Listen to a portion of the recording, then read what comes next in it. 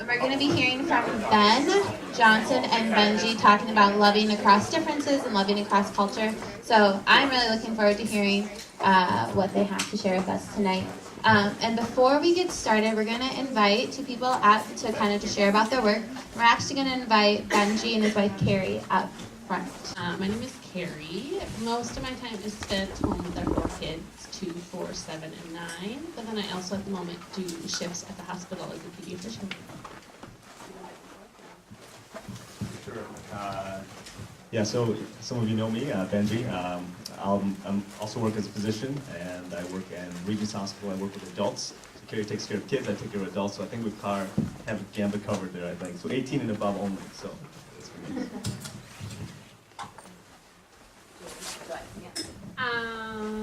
I think kids are a joy in general. I mean, kids at home and then kids at the hospital, and just their resilience and bravery and joy. Kids. Yeah, I think for me, I love the teaching aspect. I like bringing up the next generation of learners or physicians. I also like the kind of what's at the bedside. You know, people are the most vulnerable when they come in. You have the business of instant rapport. You come in and people are telling their life stories, and they're kind of saying, I have to share that because I want to get more information from my doc so they can help diagnose. So I do appreciate that, but it's a ton of vulnerability people have at that bedside. I think a challenge with all of us is just the balance between work and home or family and work. And so in our family, I think that's a challenge, especially it's a little bit unique because both of our jobs involve nights and weekends and just odd hours with our 4 kids. So. Yeah, and Carrie is the backbone of my home, and so I think she's, does a ton of work at home. She feels like she's doing 2 or 3 jobs at the same time. So for me, I think it is 2 things. I think it is probably balancing, kind of doing that work-life integration as well, in terms of work is very unpredictable. We were joking on the way here how we're going to answer some of these questions, and I remember just texting her, you know, I'll be home at this time for dinner, right? At 4 o'clock at dinner, because my shift's done at 4, I should be home by 4:15. But then an ill patient comes at the very end, then I'm like, all right, this will be 5:15. Then eventually when I got home and actually eating dinner was 7:30, because that was just such a crazy case. And so it's just that uncertainty that I have a flexible wife who's adapting and understands where it's coming from is helpful. And also the second thing would be uncertainty. There's so much uncertainty in medicine, and I don't know many times what's happening. And I think acknowledging that and embracing that is somewhat hard, but I think it's important. And so I'll kind of pause there. All right, and then I'll just pray for them, and then we'll transition into the evening. So would you bow your head to pray with me? Father, we are grateful for Carrie and Benji and just their work in the medical field and just how you equipped them to do that. We thank you for the joys that you've given them and just the care and desire that they have to not heal, but care for their patients well and love them. Lord, we ask that you would just give them wisdom as they try to manage a work-life balance, and that you would also just guide them as they are making decisions for the health of their patients. Lord, we are grateful for them, and we love you. Amen.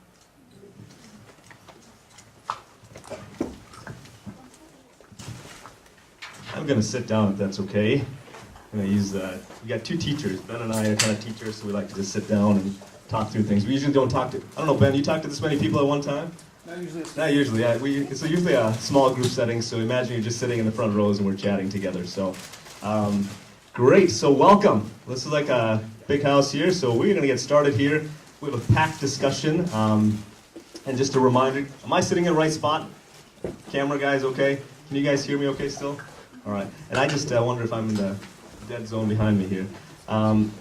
Objectives again, it's a tough subject we're walking into. We have about 2.5 hours to move through something that's heavy on our hearts, heavy in the culture, but I hope with grace we can walk through it. And so I was hoping we could read through these objectives and then I could pray for us as we start.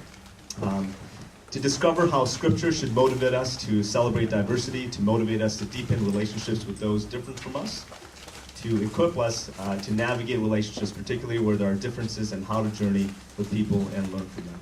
We pray for us here. Heavenly Father, I just thank you for this night. Thank you for this moment in history that you provided us to just reflect. Lord, it's a very tough subject to navigate into, and we need your help and guidance, and give Ben and I clarity of thought and speech as we navigate and how to even use the gospel to love across differences. In Jesus' name. Amen. All right. So just as these were the objectives we kind of chatted through. So it's a sensitive topic again, broad enough, but I think, but I'm hoping we'll have these connection points even beyond this discussion here. We'll kind of give you some landing grounds as well. It's an emphasis on race, right? So as you look through this, there's a reason why we try to pull this together. And I just think if you're willing to navigate conversations about race, you can probably have a skill set to navigate across other things as well in life, other differences. It does not mean gender differences are not on the subject or the toolkit. We pulled in race as a critical piece here just to talk through that, and this country has a big, unfortunate legacy surrounding it, and we're hoping for movement in the church as well on the subject.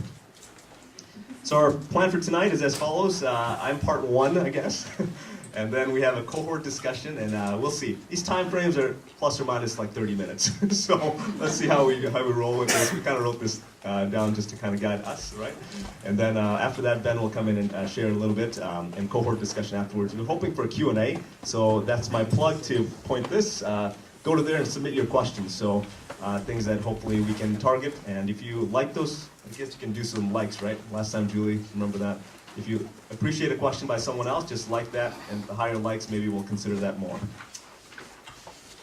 So some of the framework for tonight is to share some stories, and part of that is to share a story of my life around the subject, and Ben as well with his story as well. Hello again. Hello.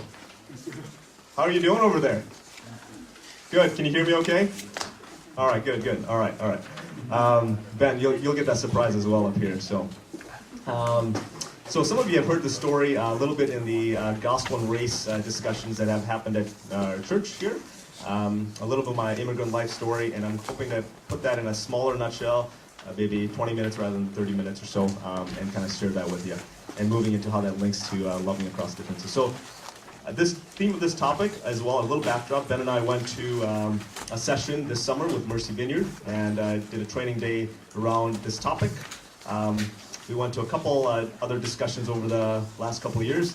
Most recently, Brian Stevenson in the local area went to his workshop and session. So a lot of this has been a growth area for us, and I'm learning from, I call him my PhD in Black literature. So he has a lot in it, and he's able to teach me a lot. So, anyone want to read this verse? Maybe Josh Phillips right in the front row. From one man he made all the nations, that they should inhabit the whole earth. And he marked out their appointed times in history and the boundaries of their land. God did this so that they would seek him and perhaps reach out for him and find him, though he is not far away from any of us. Well, thanks for doing that. And if you look on there, I hailed from a people group that's somewhere on that map, right? Those who don't know my story, anyone want to take a guess where that's from? Pakistan, India, I heard. Okay. This is a little different from 1992. I'll share that story. Someone thought I was from Jamaica. That was my first. All right, so we start. You may think I am here now, but I did some PowerPoint fun edits last time around. We'll continue to use that. So I come from across the other side of the world, and you may see my place of birth somewhere on here, but you actually have to zoom in. And it's on the map now, somewhat. It's actually a little island. And if you zoom in more, you finally see it. It's the country of Bahrain. It's right there, right? It's an island nation off the coast of Saudi Arabia and Qatar. That's where I was born. Life in Bahrain. So briefly, housing. I have a younger sister. We were raised in an apartment building. In a complex 4 or 5 apartment building complex, I think, and it's on top of these things called cold stores, these stores on the bottom. They were a segregated community in that my heritage is from India. Someone had said India is my heritage, but we were immigrants to that country interesting. And I immigrated from here, there to here, right? And so Arabs lived on one side of the street, and people from other countries lived on the other side of the street. The cold store, that whole complex was filled with foreigners. My floor itself had a Pakistani family, as well as, I forget, somewhere else, there was another family member there as well. So the housing was, I was in a bedroom, in that apartment room, if you were to walk in, there was a family already in one bedroom, and there's another bedroom, and my entire family was in that bedroom. And we had one kitchen we shared.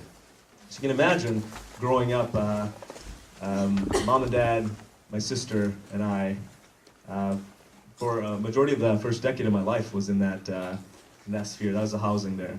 Kind of walk through some of the other things. So I talked about friendships. A ton of Arab friends I had. I think going through life I was surrounded by the blessing of these Arab friends, and I learned to speak a little bit of Arabic, a little bit of Farsi and other languages in the area. But also a ton of other nationalities were in that melting pot there. So people from other Southeast Asia, Middle East were there in that area. But again, I would emphasize that I was still an immigrant in Bahrain, so a minority in a sense. So we weren't allowed to vote. We weren't allowed to buy property. I think that's changing in terms of housing, but no one that I knew of, at least in non-Arabs, had a home. This is, anyone speak Hindi here? Otherwise they would read this and know what that is, but this is Daisy Morgi Pargesi Tal, and this is a phrase that is relatively derogatory in some level.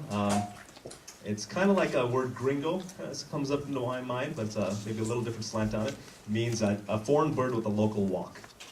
A foreign bird with a local walk. So when I go to India, people sometimes call me that. You're a foreign bird with a local walk. You don't fit in India. You don't speak our language well. You have a huge accent. Your family decided to go to the Middle East to get a job, and you're not one of us in some that kind of sense. So that came up a lot during my formative years in Bahrain. We would go to India every year, every summer as well. Slide deck. And this comes up. A big formative event in my life was this, and this is the Gulf War. In 1991, a little 10 years old then at that time, and we had this, and I remember life completely turning around. We had Saddam Hussein shooting missiles into the country, and having to make a rapid decision with my mom and dad to what do we do from there. Fortunately, mom and dad had a visa set to the US and UK back in the late 70s and early 80s. They chose to stay in the Middle East, interestingly, in part to stay closer to family in India, but also their job structures are reasonably well. And they didn't speak, at that time they were worrying about culture, language, they had a lot of reasons. And so at this time, a decision had to be made. My sister and I left on a plane to go to India to stay with my grandparents there for 3 months while my parents were trying to figure out how to get visas finalized to get to the US. That was the end decision. I'm cutting the story really short there, but at some level there's a lot of things during that war zone. Remember putting gas masks on and just taping up our home. A lot of riots in the streets. There's a lot of things happen to a country that is not the primary instigator in the war, but a sidekick. And then there's a U.S. base that's there, so missiles are being shot there. And so there's a lot of tension around people even interested in going to the U.S. and here you're causing issues. And so a lot of political atmosphere there for a young person to even understand. So I remember leaving my friends, a lot of my closest contacts there to go to India, where I was a Daisy Murgi Pargesi Chal, right? So that was my 3 months there. That was it. All right. So from there, so that's Bahrain. I took a flight, right? Went to Bear Lake, and you might wonder, what is Bear Lake? It is White Bear Lake, right? Yeah? And I bring it up for a couple of reasons. Not only was I one of the first Indians to ever step foot in that city, I joke, but I don't know. Sometimes I wonder. At least, I think I was the first graduate of an Indian heritage in that school district, that last I knew. But the second reason I bring the word white is because of this. This happened during the winter. The first winter I experienced was this. the Halloween blizzard of 1991. And I recall, for someone who's seen desert sandstorms, this is winter storm. And I didn't know what is this. I said, I've never seen snow. My cousins used to make fun of me and said, hey, snow is purple. And I believed it. Honestly. And we didn't have Google then. You had to go to the encyclopedia in the library to find things out. I didn't even actually know what snow was. And this was a very big change in what happened here. So, anyone remember this? Some of you. Yeah, that's not good, bro. Good. This side does not. Must be born in the 90s. All right. Then there's this, Resident Alien. Jumping a few subjects here, but key themes, I think, in my life. I don't know if I've ever felt like an American at its true core, all during the 90s. I would say I struggled with language. I had a huge accent. And there's a lot of, I can say frankly, there was a lot of bullying. There's a lot of other themes that came along with my sister and I going to a school that's predominantly Caucasian. I had some wonderful friends as well. To this day, I keep in touch with them. But there was also a sense of an alien status. So this green card, I didn't have time to pull in my green card, but I have. That green card is still, it says an alien on it. And I've always wondered, Dad, why are they calling us an alien? What's going on with that? And trying to understand that. But it's still, that concept is still a pretty hot button topic today, right? And then a key date in my life was the citizenship, and that occurred at the end of that decade here. And I kind of walked through a couple other things for my family. So I'm trying to see, this toggling pattern is a little different from what I'm used to. Immigrant life, family adapting. So my mom and dad had multiple jobs coming to the U.S. And just to let you know, these are key themes I think are exemplars for other families that are going through this. So as you think through lenses of other people that are going through when they transition here, they're usually, the first job is very transitory. Dad, I think, worked several jobs and came home late at night. Mom was working night shifts and just trying to, and so that was a big difference from anything that I had experienced when I was growing up. I almost wanted to go back to that one bedroom. And staying here, there was coziness, but there was also chaos, and somewhat feeling an outcast. We went from cash-based economy to something that is credit, debit, checks are in the norm, so I was used to the dinar. That's what we held. I had pockets, and I was not a really good kid. Carrie knows the story in Bahrain. I don't know, there's a lot of stories. I was a pickpocketer. I had a lot of things that are bad characters but coming here, I was like, I can't pickpocket anything. Everyone's using checks. Mom's like, please don't pickpocket. You better behave here. So healthcare costs were something that was crazy. Even just going to the ER or something else happened, I think. It's just mom and dad just having to work multiple more shifts or figuring out what's going on. In apartments to a house. We lived in an apartment all the way until 2000.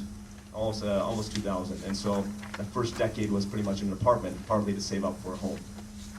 And it's interesting, now we live in a home that I would say all of our generations could have, the amount of square foot is more than anything else that my heritage would have had. I think it's an interesting mixture as I look through it. Immigrant life formative experiences, I just kind of put in some of these things. A lot of cuisine. I've been used to a lot of different palates, and so I went to a Southeast Asian immigrant church coming here, and I came to know Christ actually in the late part of Bahrain time, and that's another story in itself, but there's a foreign preacher that come there, but it's also a person of color that spoke in the church that kind of linked me towards the gospel and said this is truly reality. We had a ton of foreign speakers, missionaries come in, and I remember it was that person of color that actually linked me and said, I thought, oh, this guy thinks it's legit. I must be legit as well.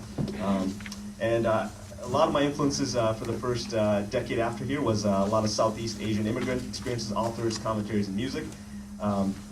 This is the palette I was used to. So multicultural, right? So you're in Middle East and Asia, Turkey, a lot of different influences. So I tell Carrie I love a ton of cuisine. So if food is how you show love. It's at some level. The love languages don't have food on there, do they? Okay. So somewhat, I love that. And visiting back. I love visiting back. And our cultures generally visit back or give back a ton of monetary, but also other areas. So people get confused. Why are people sending money? And it's just that link is so strong. And in a collectivistic society, it's something that is something to be thoughtful about when you know immigrant life. And then there's this, interracial dating and marriage. Long story, I don't know, brief story is that I was the first one in my heritage to maybe cross lines, and it probably hit hard for Carrie and her family more than I wanted to. And I think it was a long journey, but we did the thing called stealth dating, where no one knew except Carrie and and her family, right? And so it was just really hard for her, and I was doing these runs with my dad and just talking to him, just trying to lean on his understanding, just get some buy-in, and eventually an acceptance. And somewhat level, the embracing did not happen for years later. And I remember still going to India and some of the words that my grandmothers would use, and some painful tears shed just about how they talked about our relationship and wishing for a person of the same color. So it's just, this topic of race is very integral. It goes both ways. There's many other complexities on it. All right, additional formative experiences, just to kind of close off two things for me. I spent 2 years with an African-American pastor. I was a youth pastor in the early 2000s, a young youth pastor, and I spent 2 years with this African-American pastor who I learned a ton about, racial experiences and the legacy behind it. Learned a lot about lynchings, just tough history that I didn't get during the White Bear Lake education. I'll put it that way. And I learned it from his lens more than anyone else. And to this day, I think Ben is kind of an offshoot of this. I feel like that discussion, another mentor that I can look into.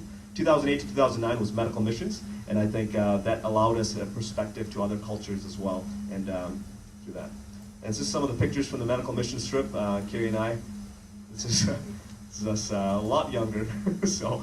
But a lot of experience eating with our hands, and as Carrie's seeing some, we went to India, Nepal, Bolivia, Honduras, Costa Rica, Bahrain, a lot of different places we went to, but these experiences have formed who we are. So as I come to a home stretch here, struggles faced by immigrants, I think the underlying roots of immigration and immigrants are very similar to the struggles that race in America has as well. And I think sometimes I feel like I'm supposed to swim in the Atlantic Ocean, but then I'm dropped in the Pacific Ocean without a change in the pH. Chemistry majors? Yeah. So I think it's just that I feel like that area of just, I'm not sure if I'm swimming in the correct waters here. And so a couple of things I put in here, there's things of language, identity, familiarity with landscape, loss of family and friends, cultural references that people are bringing up. I didn't understand music or humor. You can learn the language, but these nuances are so challenging. To this day, I don't know many of the 80s music that people talk about or 70s music, and I could learn them. I feel like why didn't I learn them in middle school and high school when I was here? I just didn't have that kind of lens, and I was somewhat sheltered with kind of the immigrant early life experience. So only stick with people of your ethnicity, otherwise you don't know what the other side will do. Kind of that kind of framework was brought into my mind early. Gender role reversals, my mom having to work was a very different paradigm for my dad. And so that was a very different discussion, and just, and obviously gender roles in America had navigated, I think, in a positive direction. In the Middle East, it has not. And at some level, that's the culture that my mom and dad had come in, and I'm starting to see this, and I'm seeing gender role reversals.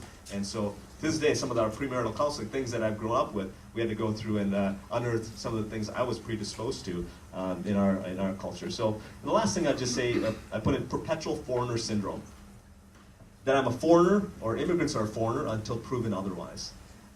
As if we're perpetual guests in someone else's home. No longer how long you've been here, how much you've taken classes, worked on your accent, or you won't be American enough. And I felt that a ton.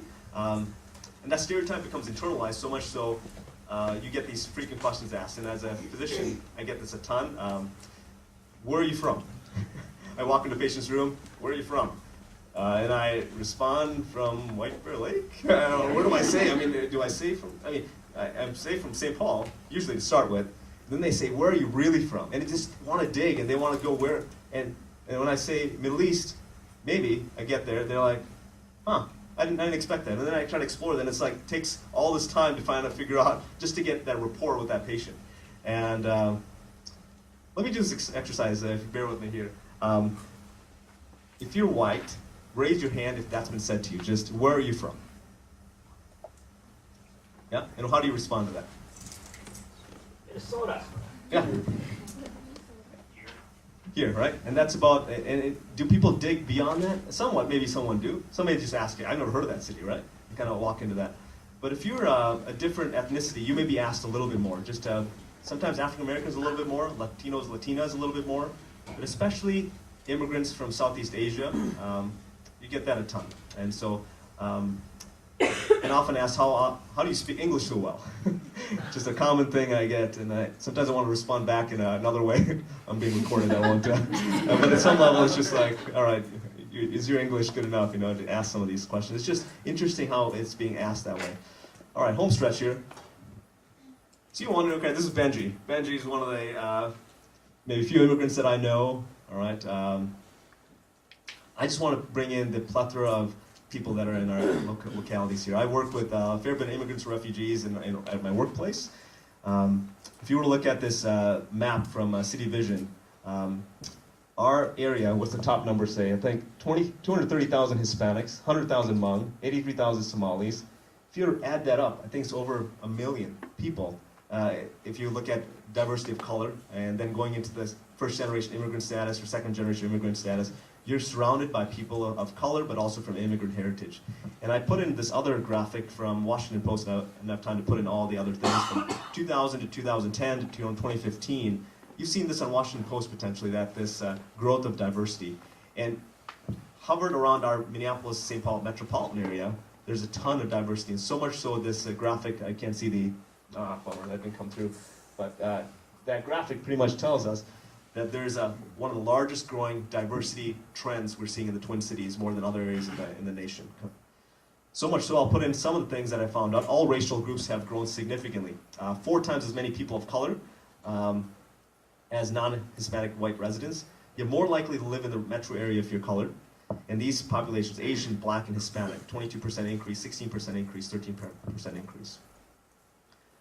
I'm going to transition a little bit from that backdrop, my storyline, immigrant status, and kind of how many immigrants are here, just to look, getting back to the refresher for what you guys did. It's a little bit of scriptural motivation. About 4 slides on this, and then I'll pass it off to Ben here.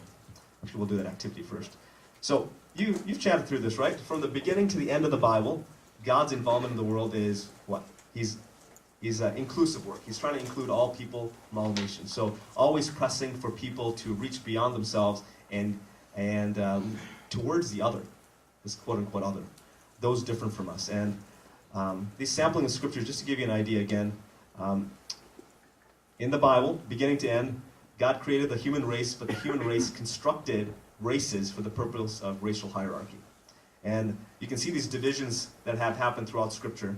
Created order, God and man and women. Some of these are good. Some of these are somewhat misused and kind of moving down a line. So these divisions are created, but then you have another trend I want to see throughout Scripture. There's been an ethnicity that's been unearthed. And if you were to read lens from a Middle Eastern lens or a Southeast Asian lens or another lens, you may see some other layers on it. And being with this African American pastor and also talking to Ben, just you see Scripture in a different lens. So just be aware of how you may be having a monoethnic view of Scripture, and that may be affecting how we interpret some things as well.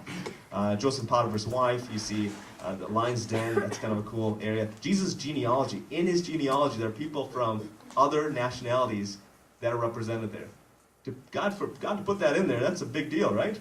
And so his son is represented by people from different nationalities. Good Samaritan. Jesus had to go through Samaria. I love that language that's in John 4. Acts 2 is powerful there. And Timothy's grandmother and mothers, all these kind of things, that Timothy's heritage is from a multi-ethnic home, and that kind of plays into a role. So a ton of these things, and some of these conversations we can continue after the fact, but I just want to let you know that the Scripture is rich of this. Favorite passage of us in Off Road, Rob has given sermons on this, right? Ephesians chapter 3.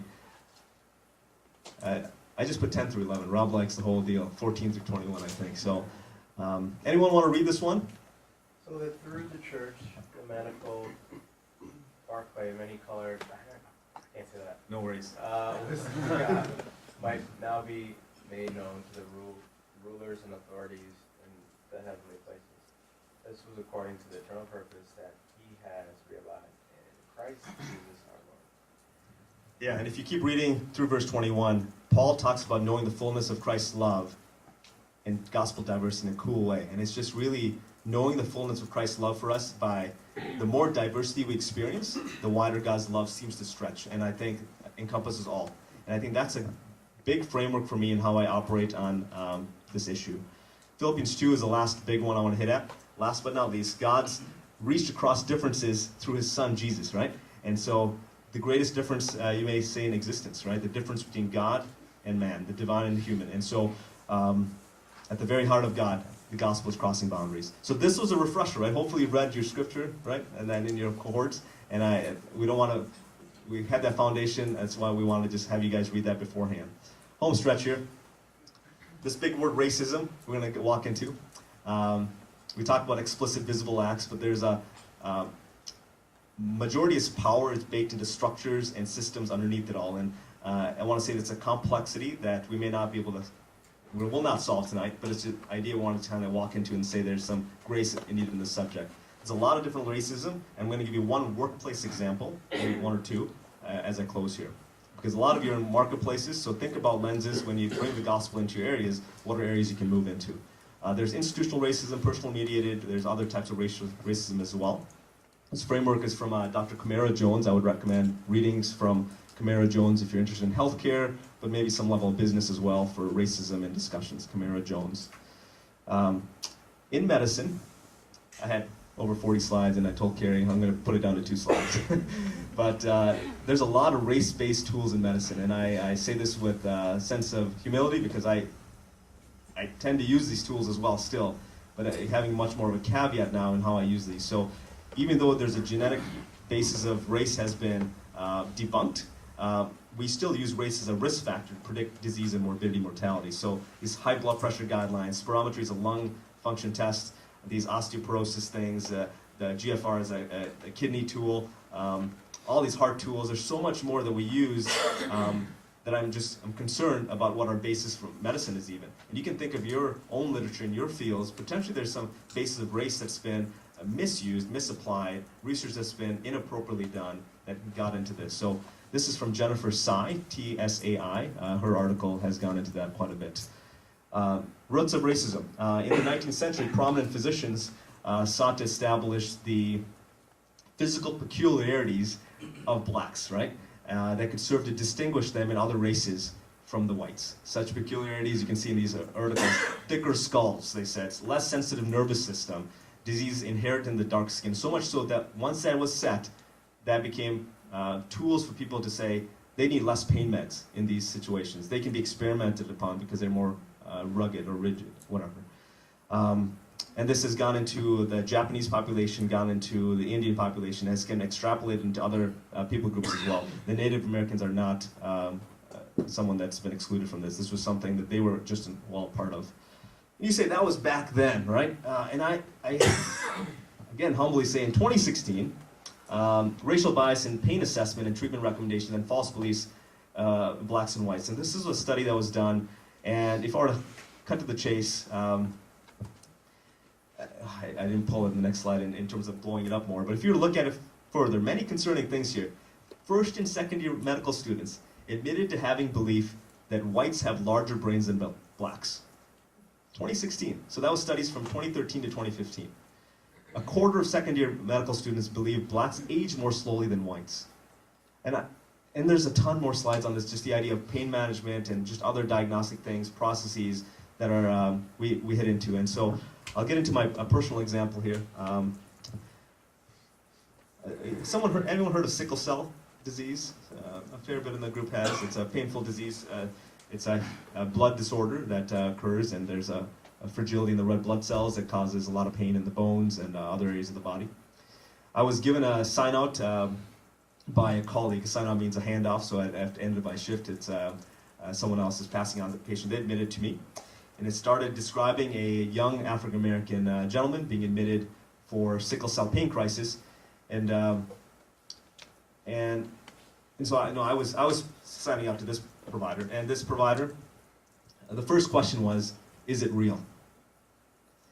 And to this day, that has haunted me a little bit. This is a good colleague, amazing at their job, well-respected. I would say a good doctor overall. And if you were to ask them frankly, they would say they would have no racist bone in their body. So how do they go from seeing a patient in need to potentially, I'm going to go far as say a liar, potentially someone who's intent on questioning even as I walk in the door. So I just say race does have an implicit bias, and there's a lot of studies you can talk about that, but I think I fall into that myself when I walk into rooms. I've talked about the story as I close here. When I have a VIP patient in one room and a homeless patient of African American heritage in another room, same diagnoses I've had, and this is it's been quite a bit of time since I've seen this one exactly play out. But this one, I walked into that patient with the VIP room, and they have a ton of family members, press in the room, all these kind of things, and they have pneumonia. I'm giving them what they want, and they're asking for this test, and I give it to them. This other patient has no one, and they're homeless, and I walk into that room, and they're asking for pain meds or antibiotics, and my inner being has been influenced by some of this. Even though I'm an immigrant heritage and kind of walk through the shoes, I've struggled with the fact of, am I checking my biases at the door because what he's asking is coming from his pain experiences, his lived experiences, and it's not that different from the other side. And I'm tending to navigate and put more energy on giving him what would be adequate, proper medical care. All right? Being honest here. So, loving across differences, where to start. We're going to set up a framework here. Brian Stevenson talked about this, and Ben will walk through this a little bit more. Anyone read Brian Stevenson's book, Just Mercy, in this room, or heard about it, maybe? Okay. Not many. Maybe we can ask them to read that, right? So this is a framework for looking for ways to connect with people of different backgrounds, of exposure to different people, right? He talked about the proximity to the marginalized, or proximity to the poor, as a framework. Exposure to be in places where you are shoulder to shoulder with someone, or you're on equal footing with someone else. And I'd encourage all of you as leaders to consider that. Proximity to the poor. Analyze your own current situation. Are you close to that setting where you can actually move into these conversations? Second one, change narratives. And this is, change narratives are being told about the subject, and then walking into how can you reframe that in the gospel-centered lens, or actually even truth about this. For me in medicine, it's a lot of these truth about these race-based tools, etc. Stay hopeful. This is a tough area, and often you get depressed, right, or you hear the news or other things. It's just hard to be so hopeful. But Brian Stevenson's story, working with a lawyer who's working with people on death row and changing that narrative, that's pretty impressive. And lastly, be willing to do things that are uncomfortable and inconvenient. So those are the frameworks. We'll talk about that more in the next hour and a half here. But we are setting it up ourselves into a group activity. I don't know, Kaylin or Julie can hand some things out. We're going to do an activity here. It's hard. I want you to take the opportunity to participate in this as best as you can. When this comes out, I want you to take a moment to do this yourselves first. The activity is just scoring a few bit of things and working on where you are in your current situation. After you're done, hopefully you're sitting with your cohorts, answer these 3 questions. That's my ask. And then after that, Ben will come up. So, thanks everyone. I'm Ben Johnson. I have been at Hope for a long time. I don't know. During service this morning, my wife Brooke and I, Brooke runs the children's ministry. I've actually gotten this question. I'm going to take this question because some of you might wonder, why does Ben always pray and not Brooke? Does Hope have some kind of thing where children's ministers can't pray up front? Brooke is actually just super nervous to pray in front of the congregation, so I'm trying to encourage her to do it at some point, but that's why I pray all the time. I got that question from somebody the other day. I was like, oh my gosh, no. She can totally pray up front. So if any of the rest of you are wondering that, it's okay for her to pray. She just is nervous about it. So, and she probably would get mad at me if I told the crowd that, but I trust you all to keep it secret. So, we have 3 kids. Brooke and I have been married for 17 years. Our oldest, Courtney, just turned 14 yesterday. So, in the thick of raising a teenage girl and 2 brothers. And work with kids because I love kids, so I really enjoy what I do. My day job is I'm a teacher at Hope Academy, which is a partner ministry of Hope Community. It's an inner city Christian school right in the heart of the Phillips neighborhood on 24th in Chicago. And I'd be happy to talk about that with any of you that would want to. I really want to piggyback off what Benji's overly kind to me, but what he was talking about, and just really spend some time telling you guys my own story. So I just want to get this out of the way. I am white. In case you couldn't tell, I'm white, and but I am a learner, and I have the honor and privilege of working with a lot of people of color, and have been on this journey for quite a while. So I'm hoping that God will use this time to encourage you guys, and maybe help you erase some doubts or some fears you might have. So what I want to do is just tell my own story a little bit, and then we're going to take that framework that Benji had at the end, and I'm just going to try to connect it personally to how I've seen different relationships in my own life play out. And then we'll take some time. We have a little activity at the end, and we'll hopefully still take some time for Q&A. So I grew up in a small town in western Wisconsin called Clear Lake. I had Rob in here. Rob. I had I'm going to put honor in quotations of growing up with Rob Worland. It's a privilege and a responsibility. Yeah, I have some stories about Rob. He probably has some stories about me as well that are better left unsaid. But growing up, so I grew up in a very mono-ethnic small town in rural Wisconsin. So my graduating class was 45 white kids, and I think the town maybe had 2 people of color in a town of about 900. So that's where I grew up. Some things I learned in that kind of deal with this loving across difference, I think specifically relate to poverty. And so I had really good role models. My dad was actually pretty influential in Rob's life. And I had a really good role model in my mom and dad of how to love people. And so in our home, a lot of times we're people that were maybe would have been considered difficult to love, or different socioeconomic status. So I had friends that I would go to their house and be like, "It's really uncomfortable here. It's really dirty or poor," and they would want to hang out at our house because it was a safe place. And so I saw my parents kind of model that for me growing up. My dad was a dentist. I also saw him work with people who couldn't pay him in different ways. So I saw a good role model growing up. I went to the U of M as a high school or college freshman, not high school freshman. I wasn't genius level or anything, very average intellect-wise. But I went to the U of M in 1997 to pursue an engineering degree.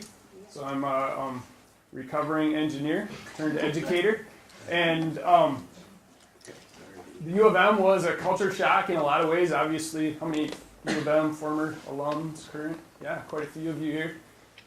It's a much more diverse place than what I just described, right? My next door neighbor I was in Centennial Hall, which is a pretty lonely spot for a college freshman. Single dorm, and my next door neighbor was Taiwanese and did not speak a lot of English, although he was one of the few people that was not connected, so he and I hung out a lot. And so it was a good chance to just start getting to know someone who was different from me. I was involved in Crew, which at that point was called Campus Crusade for Christ. It's changed to Crew for some obvious reasons. And as in between my sophomore and junior year of college, actually it was junior, senior year in college. I honestly don't know why I chose this, but Crew had the summer projects, right? And I didn't want to do a beach project. I was worried about sunburn and other things. So the other option was to do an inner city project. And so I applied and got accepted to go do a 2-month, 6-week, 2-month project in inner city Los Angeles. So I lived for 2 months in a frat house at USC with a very diverse group of people. The Lakers won the NBA championship when I was there, and there was actually some rioting, so we had to stay inside because there was like cars getting flipped over a couple blocks away from where I was. But what that time, I'll point you to a couple people in a little bit that were really influential there. But God did a work in my heart at that point to open my eyes to the beauty of the inner city and to how amazing it was to work with and get to know people who looked and had very different life than I had. And so I think God did like a kind of an igniting work in my heart at that point to kind of awaken my heart to want to do this work, to want to get to know people who might look different, have different backgrounds than me. That summer was full of ups and downs. I think one of the things that was interesting was I was a team leader, and walking down the boulevard, there's this girl in my group, and she was Nigerian, and she would just pick flowers out of people's yards, and I would be like, you can't do that. That's private property, right? She'd be like, no, God put those there for me. I'm like, no, He didn't. Those are people's flowers. So it was and we can argue who was right, like who was right. But it was like those kind of things where I was like, why did she think that? And we had conversations about that, and it was just those kind of little situations that started helping me learn. When I got back to Minneapolis, I married Brooke, and we moved into an apartment near Powderhorn Park in South Minneapolis. And at that point, I was finishing school and starting to do engineering work. I love basketball. I still coach today, and so I decided something I wanted to do was to try to continue to be involved, but here in Minneapolis. And so I decided, well, I'll just walk down to Powderhorn Park and see if they need help coaching kids in basketball. They didn't really, but they let me do it anyway. And so I was able to be an assistant coach on this team with a guy named Big Ernie and his son, Little Ernie. There's a kid named Hannibal, and to this day, it's still the only Hannibal I've ever met. I think obvious reasons why you wouldn't name your kid Hannibal. But he and others, those kids taught me a lot about just culture in the city and about doing different things. I gotta share this story because it was like out of a movie or something, but it was a pretty good basketball team, but it was like 11-year-olds, so not a huge deal, right? And I'm just walking home, like we lived a block from the park, so I'm walking home in the winter, and this dad in a Cadillac with tinted windows rolls up to me on the street, and he rolls down the window and he says, hey coach, my kid's gonna start in the championship game, right? I'm not the head coach. I just deflected it, but it was kind of a funny, weird situation that I thought I was maybe on a hidden camera or something. So that was something that God taught me, that all you have to do is just go do something. And it, I wouldn't say I was like an amazing basketball coach or anything, but to be able to go there and learn. Transition a couple years later, I was doing engineering at MnDOT, actually, and I had switched jobs, had a season of unemployment, and then got hired at the State Highway Department. And a friend, my friend Nathan Ziegler, who I work with at Hope Academy now, had said, you should think about teaching. You love working with kids, you're pretty good at it, you should think about it. So I thought about it, and I started taking a couple classes to do it, and there's opportunity that presented itself where I could do some teaching, and then actually also get my student teaching requirement out of the way. It was working for a federal grant that focused on helping American Indian students become math and science ready, so getting them ready for college. And I wanted to teach, so I said, let's do it. And I was in process on my license at the time. So for 2 years, I got to be the minority. I was the minority in those schools as a white person working with almost exclusively American Indian kids. And again, God taught me, most of those kids lived in Little Earth. I don't know if you know Cedar and Franklin, the Dakota Institute is called American Indian OIC back then. There's a small alternative school that meets there. And so I was a math teacher there for 2 years. I split time between there and South High School. South High School also has All Nations. They have a program for Indian students. And so two more years of working there, more learning. So you guys can see kind of a theme of just God putting opportunities in front of me being able to take them and hopefully grow a little bit. When that grant dried up, I needed a job, and there was an alternative school in South Minneapolis called Merck that hire me. Don't ask me what MERC stands for. I can't remember. Like employment readiness curriculum or something like that. Another alternative school. So you guys, I'm working with kids that are on their kind of last chance in school. So when they're at the alternative schools, they've usually failed out or gotten expelled from the public high schools. And what I realized, a lot of people would look at those kids and think, well, they're gangbangers or they're threats in some way, and I viewed them that way as well. But as I got to know them, that got flipped on its head, because I started to realize, wow, these are just kids with stories, right? And some of them have really, really hard stories. And we're learning as a staff right now about childhood it's called adverse childhood experiences, or a kid's ACE score. And some of you, that might be more of a psychology kind of field, or medical might know what an ACE score is. But so kids who maybe have grown up with single parent home, or maybe would put a 0 on a lot of the privilege sheet that we just did, would have a high ACE score. So maybe they've been abused, maybe they've had to be homeless for a period of time, right? And so these are the kids that I got to work with, and being honest, I just fell in love with them. I just really was honored to work with them. After that, Nathan, again, my friend, called me and said, Hope Academy is starting a high school. And so you should come. He and I had talked about working together. He's an elementary, middle school guy. I'm a high school guy. We didn't think it was going to happen, but he had been working at Hope for a year. And they decided to start a high school. So I applied. I got the job, and that's where I've been for the last 11 years, is teaching high school math at Hope Academy.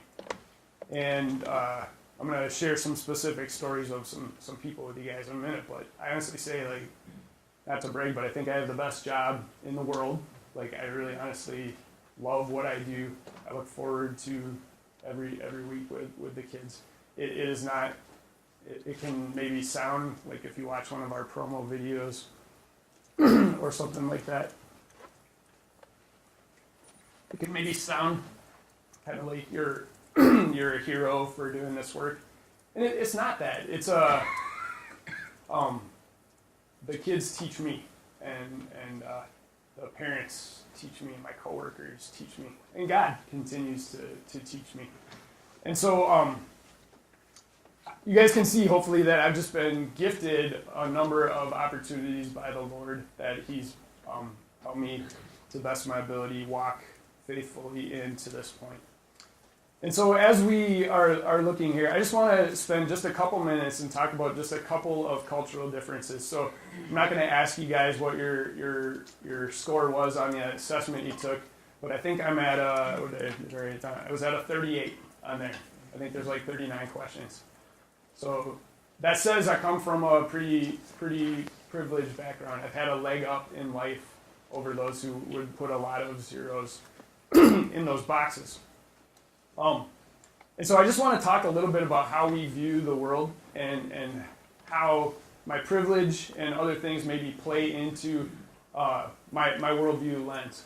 And so one of those things is just my view of high and low context, or maybe even our church is a good example. So if you go to a church that's predominantly African American, what kind of clothing would you tend to see? This is not, I'm using kind of generalizations here, right? What would you guys say you tend to see? Collars? Nice clothing. Nice clothing, yeah. I just stood up front and wore this morning, right? Which is pretty acceptable at Hope Community Church, right? You guys came to this tonight. Most of you have like sweatshirts and jeans on. So we have a low context church environment, right? Can you guys think of any reasons why, like, an African American church would have a high context environment? What do you think? Go ahead, Jack. Because culturally, you dress up for church because it's, first off, the church background of usually more formal church setting, much more, this is honoring to God, to dress up. Maybe. So author of The Color Purple was talking about this. I heard her one time, and she was saying that it was the only opportunity for them to dress up. It was the only opportunity for them to feel as good as that they could wear what they saw whites wearing every day. The people that were their supervisors, the people who made decisions, and so it let them feel equal. It was their one time when they could all be equal and really dress up and feel like they felt God had made them to be. It was just an interesting take on it. Yeah, and so there's a difference there, right? Like it's a privilege to be able to come to church this way, right? And so, and another, I'm just going to share one other thing is our view of time can sometimes be well, actually, you know what, I'm going to save that one because I have a really good story about that one. I'll save that for the end now. So as you guys, hopefully you got to unpack your assessment you took with your cohort a little bit, and we have a couple more questions for you at the end. What I want to do with my next 15 minutes, I really just want to share with you some people I've met along my journey who have taught me some things, and just give you a chance. I want to remind you, if you do have questions too, to keep texting them, and we're going to keep looking at those. So if something comes to mind that you want to ask. And then I'm going to just talk along the way how doing some of these things intentionally has really helped me. All right, so this first one, and Benji, I'm going to stand up a little bit, teacher mode here. Okay, the first thing, I'm going to just give another plug for Brian Stevenson. You guys got the chance to hear him on Thursday. He started as a law student, and he is pretty much responsible for overturning the juvenile death penalty in the United States. So minors can't be executed any longer because of the work Brian Stevenson has done. They're actually making a movie about his story, and Michael B. Jordan is going to be the main actor. So look for that coming out. If you don't want to read the book, there'll be a movie coming. But I would highly recommend. It's just his memoir of his journey. And really, as we look about this first message that he had about getting proximate to others, getting close to those who are hurting, you see him really do this well. And I put 3 other people or pairs of people on the screen that I'm just going to talk about who in my life I've seen do this really well. So in the top left there is Bob and Susan Combs, and they have 3 children who they have adopted. Anyone want to take a shot at where they live? Totally random question. What do you guys think? Where do they live? No. Think like one of the last places you would expect white people to live. Brooklyn Center. Minneapolis. They're not Minnesotan. Think in the United States. Baltimore. They live in Compton, California. Okay, and so Bob was my project director when I was in Los Angeles, and so the most famous people that are from Compton are probably the Williams sisters, Serena and Venus, and they don't really acknowledge that they're from Compton. So it's got a bad reputation, and for some good reason. There's a lot of violence. There's gangs there. Movies that were out. I'm probably going to date myself, but like Boys in the Hood and other movies like that came out in the early 90s were about those areas of East LA, South Central Los Angeles, and Bob and Susan have chosen to live there, and again, not as like white savior complex, but because they actually care about the people. So I watched for a full 2 months as everywhere I'd go with Bob, he just knew and was connected with people. We'd go to different churches, and he would greet the pastors by name. If they wanted to be called bishop, he would call them bishop. Again, because he knew how it worked, right? So he wanted to honor them in the way that they communicated, and he would do that. I've been able to keep in touch, still get his newsletter. They're working with the Navigators now, but they're still doing, it's almost 20 years later, and they're still faithfully serving in inner city LA and have a lot of different things. One of the things that Bob does is he takes young men who have been incarcerated and trains them with job skills. So he's a carpenter, and so he helps give them carpentry skills and then helps them find employment where they can go and do good work and have skills that people need. these two people are both from, I get the opportunity, our senior class is actually there right now. They're in the Dominican Republic on our senior class mission trip is to the DR. And so this is outside the context of the United States, which is where we're kind of focusing our discussion tonight. But these people, so this is Pastor Edwin and Anna, and they work at the church that we partner with down there. And I've been on that trip twice, so I've gotten to spend about 12 total days with Edwin and Anna, and just the way that they care for people, no matter where we're at. So we'll go to a church plant up in the mountains that's dirt poor, and they just love everybody. They just treat them like they would everybody else. They talk to them, they get down on their level. If we're at the orphanage in Santiago, same thing. Just loving everyone around them. Always going out of their way to help, never heard an unkind word. So just he and his wife have taught me a lot about what it means to serve without expecting. Serve without expecting in return. And then in the top right there is a lady named Noelia. I'm going to tell you a little bit of her story. It would be better if I could have brought her here to have her do it herself, but that would have been really hard. She grew up in a place called a batey. You don't know what a batey is?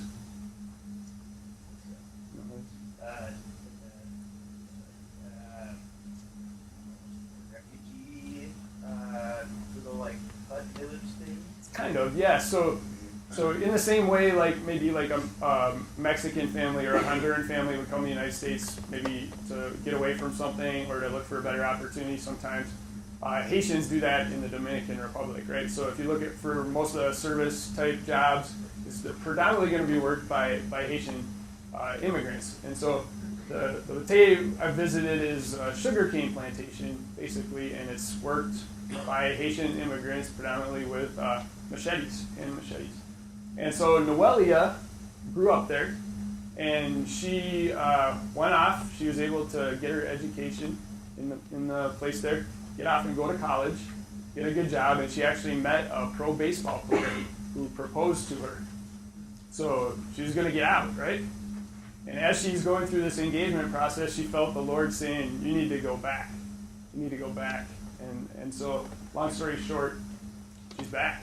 She broke off the engagement because she felt like she was not doing what God wanted her to do if she would have followed through on marrying that guy and staying. So she works in the city, goes back and spends every night working with the kids in the batey because she loves Jesus.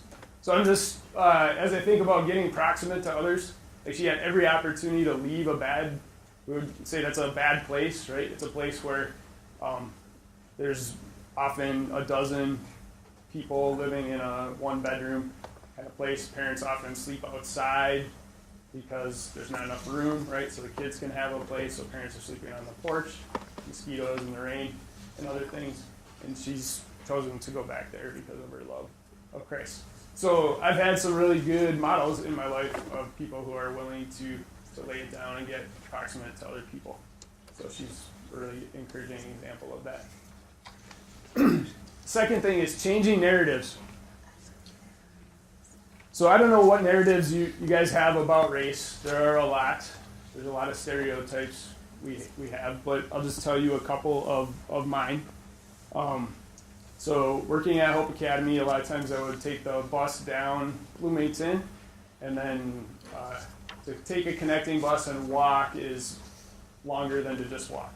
So I would walk down Franklin Avenue to and from work at different times. Now in college, when I would go there, we would do, there's a ministry called Streetlight. I would go there as a college student to do service ministry. And I was scared to go to Chicago and Franklin to go to PV Park at night. Back then it was just coming out of being known as Murderapolis, and that was a hot spot. There's still violence in the park, so I was kind of scared and thought I was doing this huge brave thing by going. And I still today, you guys, even though I love the Phillips neighborhood, I've worked there for years now, I still have this narrative that plays through when I see like a big African-American man dressed a certain way walking toward me. I automatically have assumptions I make about him because of the narratives I've been taught and I've chosen to believe at times over the years. So to fight that in my life, I make myself say hello.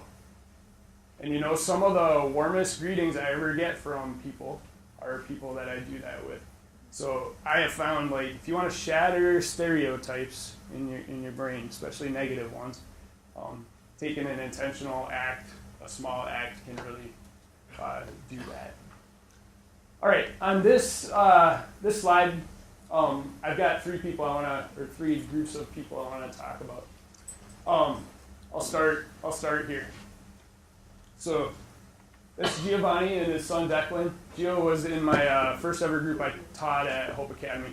Single mom, 4 siblings. His mom's a Mexican immigrant. He's a great kid. I'm not supposed to have favorites, but he's one of my favorites. I just love the kid. I mentored him.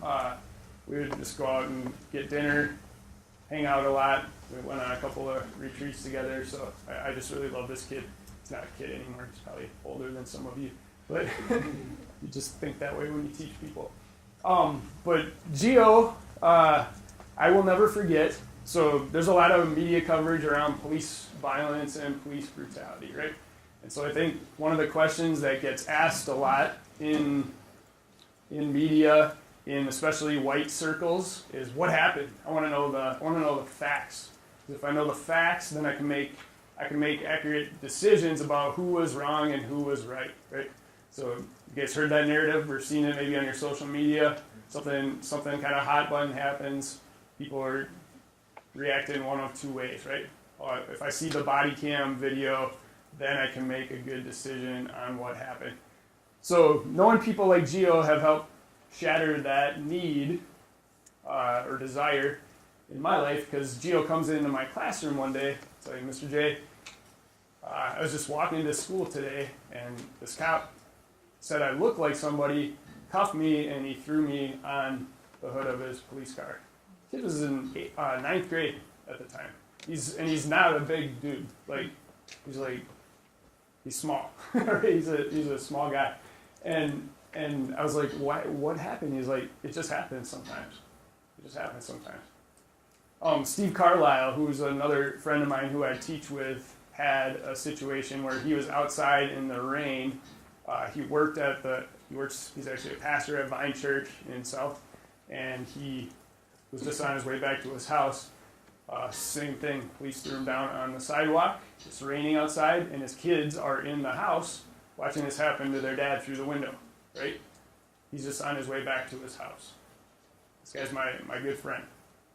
That's never happened to me, you guys. I've never, ever even thought of it. Even walking in the neighborhoods, I've never been fearful of a police officer in my life. That is a narrative that we have, that we need information. But when you connect it to a person, it just blows up the whole thing. Okay? Another area that maybe we can talk about is immigration, right? So everyone has an opinion on immigration. Benji just told you his immigrant story. I'm going to introduce you to one of my favorite immigrants. This is Shania Castillo. She's a senior at Northwestern University on a full-ride Act 6 scholarship. And she is from an immigrant family. So her mom moved here. Her dad is in prison in Nicaragua and was not good to them. And so her mom came here because they had family here seeking better opportunities. Her mom still doesn't fully have her citizenship. And Shania, one of the most stark things she's ever said to me. So you can imagine having that as your background and try and think of all the things you need to apply for college, right? Like, how do you apply for the FAFSA when your mom when she cleans houses for cash, right? How do you do that? Any of you ever had to deal with anything like that? I haven't. I had tax returns that I could put down on my FAFSA when I needed to apply for financial aid. These are realities for people. And so when you start talking about having an opinion on immigration or something like that, this gives me pause when I have an opinion, because I have a connection, right? I think of her. I think of her story. And it complicates things. I don't have good answers, you guys. I'm not giving you any answers tonight. What I want you to do is maybe take a step back and ask the question, like, how have I been thinking about this that maybe I want to check my heart on? So Shania has taught me a lot. She's also the best babysitter I've ever had. My kids were well taken care of. She cleaned the house. She when we leave town, I still have her come stay at my house, you guys, because she's the best.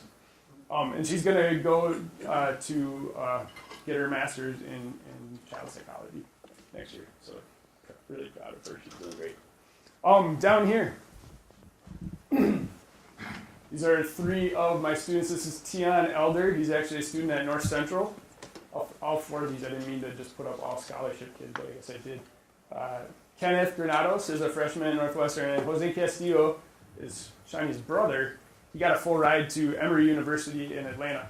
So these kids I've watched work hard, but man, they've had to overcome a lot. Kenneth's dad and mom had middle school education and came to the United States. His dad was a banana farmer, or like he hauled bananas. That was what he did. And now his son is. So parents have dreams for their kids. How many of you who are parents have dreams for your kids in here? I do. Right? Is that wrong? To have dreams for your kids? I don't think so. So again, just to be able to think through things that might be less clear than you think they might be. These are 3 people. So the third thing is to stay hopeful. And so I'm just going to briefly talk about these 3 couples here. So this is my friend Dana and his wife Yvette. So something I do with Dana, because it feeds my soul, is I just get coffee with him every month or so.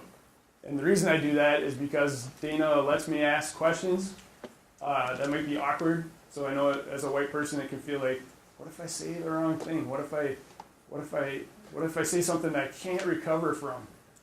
And I think you guys will find, like, you want to learn and you want to keep making that mistake. But I found the people of color that I work with and talk with incredibly gracious and helpful and willing to help me learn.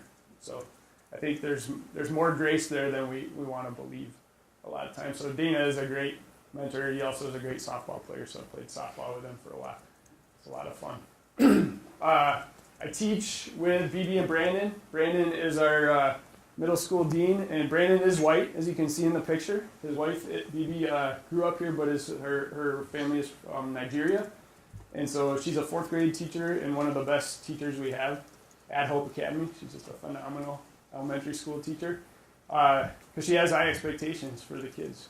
And so I think there's one of the big crimes in inner city education is low standards for inner city kids.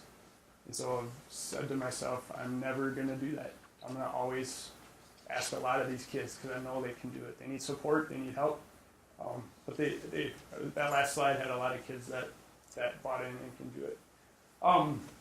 So BB and Brandon inspire me. They're just really active in their neighborhood. They lead like block cleanup things. They've had kids live with them. So they're showing me that there's hope. They're pouring their lives out for others. And then up here, this is Shalom and Tunisia Reed. Shalom is the pastor at True Believers Fellowship, which meets at kind of on campus in Dinkytown, right on University there. They're renting space there.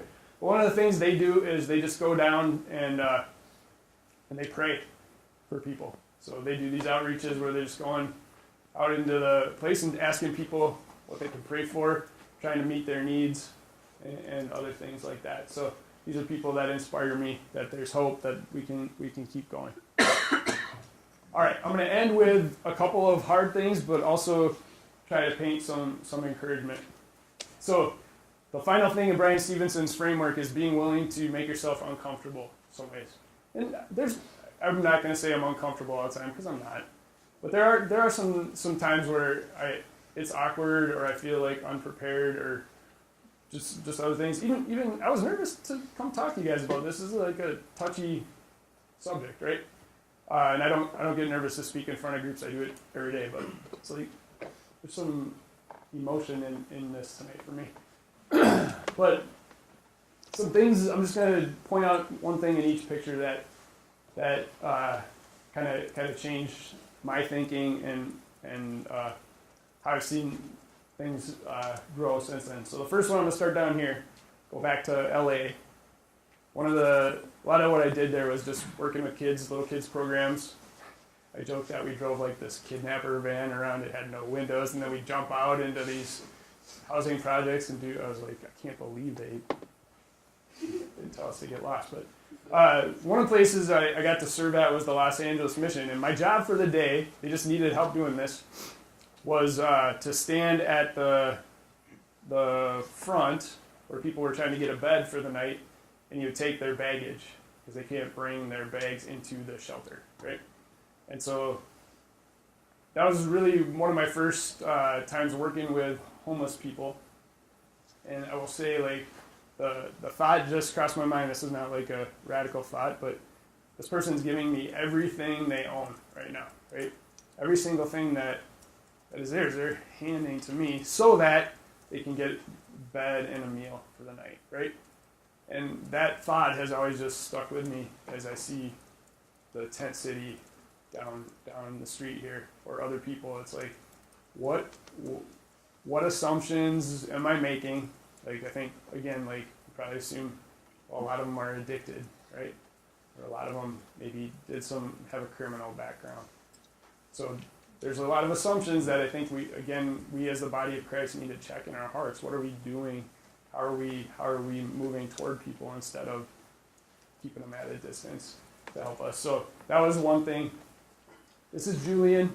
Every once in a while, he actually lives up like way up north Minnesota. He's probably one of the few black guys in the city he's living in. He's doing construction up there. But his cousin Tamika was someone I coached way back in the Powderhorn, and then I taught him and her at one of the alternative schools I was at. And then a couple years later, as I was at Hope Academy, I saw on Facebook that Tamika, his cousin, had gotten shot and killed. And she was just at the corner store, walking back, and she caught a stray bullet and was killed. And that was the first time I had a student I taught that got killed by gang violence. And then to go to the funeral, to see how that went, and see the mad dad go outside, and mothers in tears, and other things, like, it changes things, you guys, when you start to like have an experience with people, right? So move in a little bit. It's hard. And then I'm going to close with this. This is Gloria. She works at our school. She's our receptionist. She also does a ton of Spanish translating for us. She's bilingual. And her daughter Abby's actually in the Dominican right now. She's a senior. And something very tragic happened to their family a couple years ago. Gloria's husband was killed at the hands of police officers. He had some mental illness and some issues, and I was having like a manic episode. It was actually in the news and stuff, and he was killed. Their two boys, Alex and Vabanko, were students I was very close with. They're in that same group as Giovanni, so we had spent a lot of time together. And Gloria asked that Nathan and Tennille, who go here, and myself and a few other people would just help them during the week. And so one of the things that I had the privilege, but it was probably honestly, like, I don't think I've had a hard life, you guys, but this is one of the hardest things I've ever done, was they asked that I would go with the first time they saw his body. And so I had that honor to be there in that intimate moment. It was also one of the worst things I've ever seen, was to see kids have to see their dad for the first time. So that's a sad story, and I don't want to end there because I just talked about staying hopeful, right? The good news is I'm seeing these kids, Abby and her sister Evelyn, who teach in 10th grade, continue to persevere despite this, continue to have a relationship with the Lord, continue to work hard in school. Abby's going to graduate this year. Evelyn's on her way to graduating. I've seen her three brothers step up in their family, and they're working hard to try to help make ends meet. So I've seen a lot of good come of it, but a lot of me is like, how did it happen? Did it have to happen when I think about it? So again, the framework is to how can we get close? So I'm just going to ask you guys to talk about this for a couple minutes as we close. One last thing. I'll end with a funny story. So with Gloria, one thing I've learned is about how cultures view time is very different. So white culture, we're very time focused, right? And if someone's 5 minutes late for something, we start to get pretty uncomfortable. And Latino culture is much more relaxed in general about time, and so I've had a lot of those experiences with the Marquez family. And my favorite one was Alex and his girlfriend just had a baby, and they were having a baby shower. So I'm like, I know this about this family. I'm gonna go to the baby shower. I'll go an hour late, and I know I'll still be early. And the guest of honor, the baby shower was nowhere started when I got there, and the guest of honor didn't come for another hour and a half. So I thought I was gonna be like kind of cutting in. I still could have finished watching the basketball game I was watching and still gotten there on time. So, but that's just a cultural difference, right? And there are even other cultures out there that are more relaxed. So, is one right? Is one wrong? No, right? But the dominant view is that we kind of are on time to things. So, things to think about as you guys work. So, what I want you to do for a few minutes, then we'll take some Q&A. I think we've got time to do this for about 5 minutes. I just want you guys to talk with your cohort about where do you go from here. So I've kind of given you a lot of stories, a lot of information, not really, other than like this is a really good framework, so it's not nothing, but what are some takeaways you guys have? Where do you see yourself maybe implementing or wrestling through some of these ideas? Okay, so take a few minutes and just try to think of an action step or two, and then we will come back together, and Benji and I will share a couple that we've got before we wrap up with some questions tonight. So we'll give you guys seven minutes or so. All right. There you go. Yep. Yeah. All right, guys, we'll bring it in here. We have maybe 20 minutes of Q&A here. Hopefully, as Ben had said, he was nervous. I'm nervous as well. So hopefully, any hard or easy questions, we'll ask Ben to go first, and then we'll see. No, we'll. Ben, did you want to do any other follow-up on your talk before we do the Q&A? Maybe if we want to let a few people or a couple share-outs from your cohort, what did you guys? Any takeaways that you want to voice to the group? Force you cold call people. I'll speak for myself and not for my coworkers, but I think for me, one of the biggest, like, what do I do? The biggest, what do I do for me came up on that is fear. My kid goes to a school that's very, very diverse, so when all the parents are there waiting to pick them up, it's like, I don't know if they speak English. Do I ask, do you speak English? Or that might offend you. Do I just start talking to you in English? And then you might feel that, but you don't. It's like I have a fear. And so I think for me, what do I do next is just work on getting over that fear and being willing to try. Yes.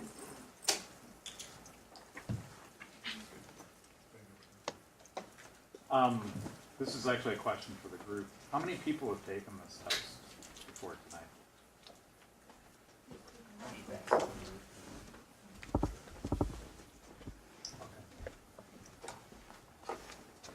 There's other versions of it too.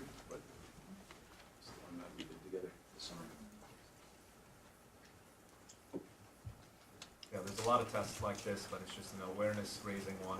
This one's focused towards the specific racial and immigrants and those differences, but at some level, there's other ones as well. So. Any other reflections you guys have? Right here. One thing that you said that I think just really appreciate is walking down the street, might see somebody, just being able to say hi to them, and taking a step out there, being open to a conversation. Don't necessarily has to lead anywhere, but being able to be warm to somebody and show them a smile. Yeah, it was so similar to that. I think walking in here, I was very, Ben, when you said like small intentional acts, when you were talking about changing the narrative and just you saying hi to that man, I think so much of the time I'm surrounded by like stories of grand gestures, and I'm like, oh my gosh, like what do I do? How do I plan that? What do I figure out?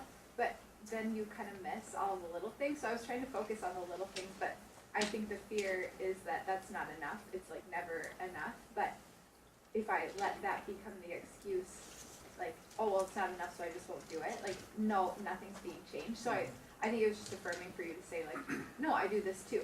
I have to say hi to this man when I walk by him on the street because I have to say hi to the same man because I have to change that narrative in my head. But I think I sometimes worry that it doesn't work. So it was just cool to hear you say that you do it too. And then if you, oh, go ahead, Brian. From my personal standpoint, because I know we had a lot of different conversations amongst my group, and Brandon kind of voiced one, but sometimes in my life of kind of throwing up and approaching people because understanding they might have that fear or that apprehension. It's sometimes even in that act, you might find that there might still be that wall of I might not have an interest to connect or even know this person because it's some random colored person that I don't know and they're talking to me. So I think a helpful kind of thing in those moments is just no matter how uncomfortable it is, I think even just that embrace or that smile and just that few minutes of just conversation definitely does go a long way. And then if it's someone you see again, if you establish that, there's just continuing a nice gesture taking it further if you like. But more often than not, I think it's more so knocking kind of deal. So. But then that's for me, I've had that. You just had that happen, right? Where it's oh, they just blew me off. But then it's it still didn't cost me anything, right? I'm no worse off than I was 5 minutes ago. I took small risk. It didn't actually hurt me. It feels like it's going to, right? But it didn't. I'm okay. A stranger didn't talk to me. Okay. I'm gonna keep going about my day, so. And then as you do things like that, they just become what you do. Their habits are formed by small decisions. So it's good. Great. Do I still need to use this mic? Is that right? Kind of? Maybe. Yes, I do. To record, I need to use it. He's lapelled up. Here we go. All right. We're looking at these questions. Again, there's way too many questions to answer over a little bit of time, but we're going to pick some of our ones as well. So Ben, what are your best books you've read on race this past year? I like this question because it usually tells me more about books on race than... We already plugged Just Mercy. It's a fantastic book. If you want to read on incarceration, which we didn't really address tonight, was a huge issue. The new Jim Crow, or if you don't like reading or just not a person who finishes books, Netflix has a documentary called 13th that hits a lot of the same ideas. Helps kind of understand the systematic way. You'll have some of this in your handout on Reflection Guide. You'll have some of these resources put in there as well. So those are both excellent resources on that. A personal favorite is a book by Isabel Wilkerson called The Warmth of Other Suns, and it's about the Great Migration. Like in any other, Brian Stevenson talked about this the other day, that any other country where there's a movement of, I forget, 5 million people from one part of the country to the other, but how many of you actually know what the Great Migration is? Yeah, so in the Jim Crow South, people fled, right? They fled north. Because not that it was great up here, but it was different, right? It was not overt anymore. It was covert. And that book is fantastic and just it's following a few people's stories. So that's a few. I can give you a much bigger list if you want, but I don't want to take all the time. No, and I don't have many more books to add. I loved, for me, it was Just Mercy was a great audio version. We were listening to him from work. It was just gripping in terms of the emotion around that. And I just say, just for books in general, this is cheesy, but just listen to, I think getting to talk to a person is just like a book. I really think sometimes we just get to chapter 1 and we just say hello. But I honestly, when do you start a book, and if it's a really good book, you keep reading through it, right? You keep looking through high levels of it. So really get to know a person, walk through different chapters of their life. That's kind of a way I kind of look at it too. So. One other person is Austin Channing Brown, is an African American female, and she's got a book called I'm Still Here that I read this summer. She's actually going to be in town next week. It's free if you want to go. Saturday. Next Saturday. I have two recommendations that are local. I don't know how you feel about Bloodline, which is the autobiography of John Turnipseed, who is the man responsible for getting us to be called Murderapolis. It was a fascinating story, and I read it, and I realized 30 years plus 5 miles and skin color meant the difference between my life and his. 5 miles, like that. And so for me, I've read a lot of stories, I've gone to a lot of trainings. Reading just his story is what brought it home, made me understand everything that I had been trained on and gone to. And I had friends and things like that, but just that story. And you won't be able to put it down, so I don't have any. The other one is a podcast called It's Not About You. It's not specifically from a Christian perspective, but it's somebody here who just kind of interviews people from all different walks of life and different cultures, and just kind of talks about some of the things that they go through on a daily basis. Kind of reminded me of your story. And one last thing is called, because where I encounter a lot of the training, it's by a gal out east. It's called We Can't Talk About That at Work. But she does train, she's done trainings for the last 30 years, and the state uses her, a couple churches, Dr. Winters. Just some suggestions. I like hearing it from a local standpoint too. Well, thanks. If you don't mind, you can share it. Maybe talk to Julie and we can post it on the community group as well. Rolling on? All right. So Ben, what, practically on Sunday mornings, what do we do and what can we do to be better at this and love others more and better? A lot of betters there. All right. Should I start with this one? Okay, all right. Sunday mornings, okay.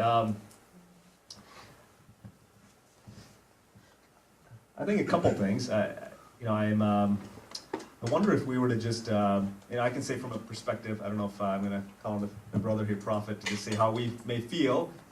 So even if I've been at Hope for 14 years, I think, Carrie, yeah. At times I walk in and people may not know me in certain pockets. I'm usually in the kids area or with my, and so I may sometimes feel like I have eyes kind of watching me periodically, and if I'm talking to someone, I think there's a distance between someone wanting to maybe talk to me. I still have that, maybe it's a made up belief in my mind, maybe it's a true belief.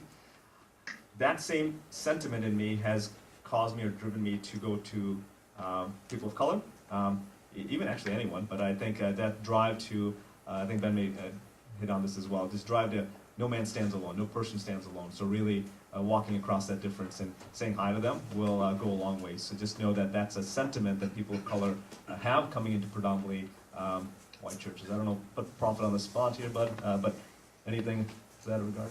Yeah, to add to that, one thing that I've talked about in my cohort group is like, I think you touched on it, right? Like, there's a lot of pain, like, in this topic, and the only way that, we try to undo and reconcile and undo those narratives is like, I think too, for, people of, color to actually understand, like, although there is that pain, yes, we acknowledge it, but there's no reason to kind of like slap that in front of somebody's face or kind of like label that as like, oh, this white person is not going to understand where I'm coming from. So, as grace meets grace, like, how do we, try to pare back like what we might feel and always just kind of handle it with like, love and, being children of God. So like, I definitely do that whenever I see a person of color at Hope too, but then I also try to go out of my way to just say hey to someone I don't really know. That's like, white or Asian or Mexican here, so, yeah.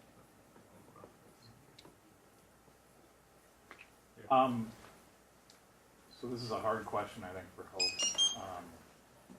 Are we doing enough because there's, in the book, the John Perkins book, you get to the collective, you know, the church, so to speak. And the so-called alt-right right now, their narrative is the United States should be divided like the church is divided on Sundays. So the church is still one of the most divided places in our country. So the church in general, and then Hope specifically, what should we be doing as a collective? And how should we feel about where we are?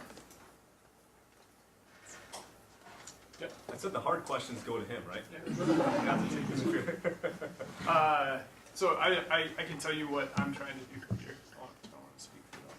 I'll try to speak a little bit for others, but so I look around on Sunday mornings. I mean, I'm often with the kids, but if there's been a number of times, you guys, I'm being honest, I go over to East and I see a person of color standing by themselves in a room full of 200 people.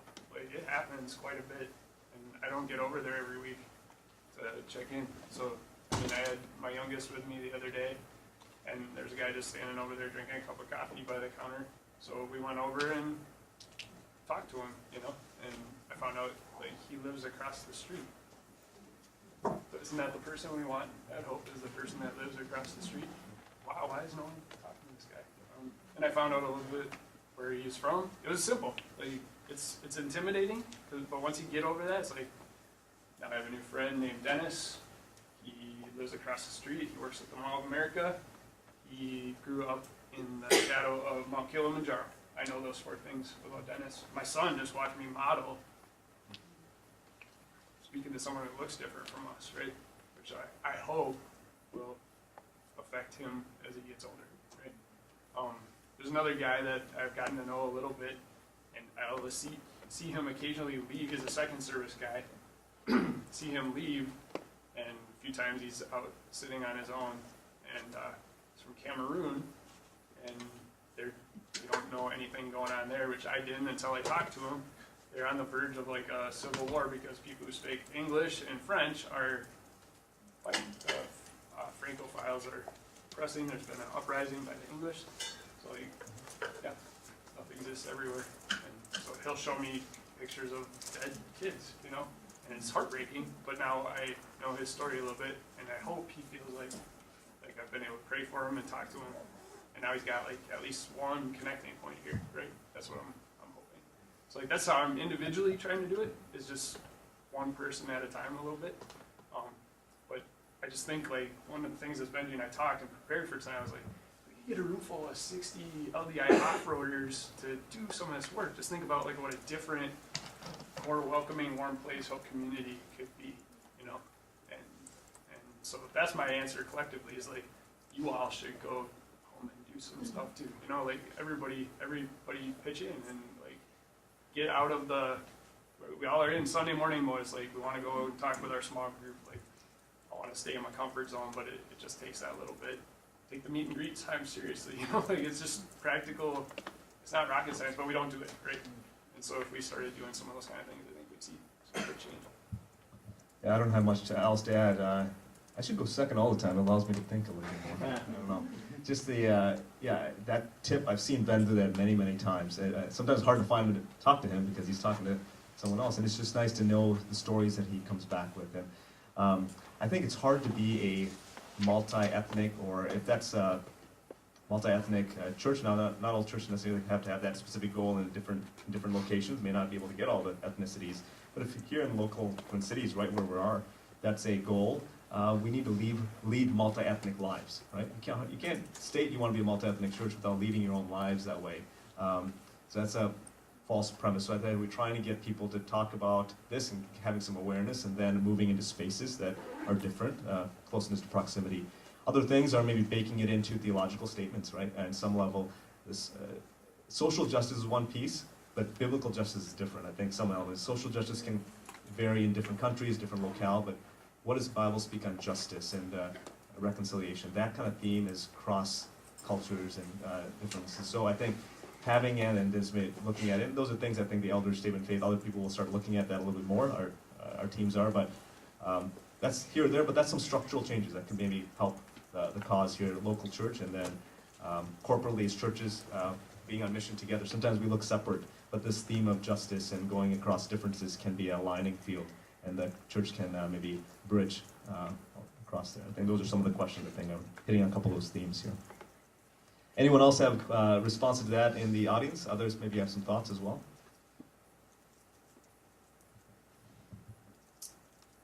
Nolan, you have a hand raised, or is that a semi-hand? It might be too specific of a question. What's the question? Oh, great. I asked for a response.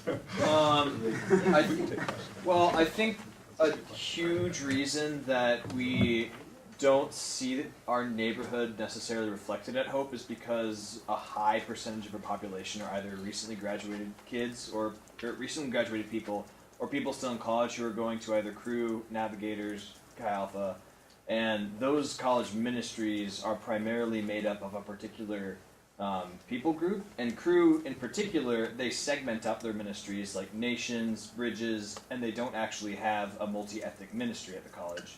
And so, are the elders considering a particular manner of partnering with ministries to discuss those sort of things?